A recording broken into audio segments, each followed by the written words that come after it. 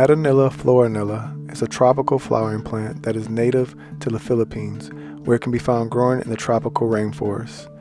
It is an evergreen shrub that can grow up to 3 to 4 feet tall and wide. The plant produces large, oval-shaped, dark green leaves that are approximately 6 to 8 inches long and 2 to 3 inches wide.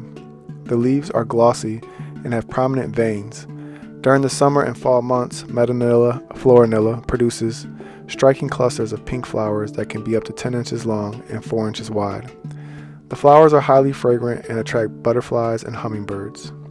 Medinilla Florinilla prefers warm, humid environments and thrives in bright, indirect sunlight. It is important to keep the soil moist but not waterlogged, as too much water can lead to root rot. The plant is sensitive to cold temperatures and should be kept in a warm location, ideally between 65 and 75 degrees Fahrenheit. Medinilla Florinilla can be grown in pots both indoors and outdoors in zones 10 through 11. Medinilla Florinilla is a great companion plant for other tropical plants such as orchids, bromeliads, and ferns. It can be grown alongside these plants in a terrarium or planted in the same pot.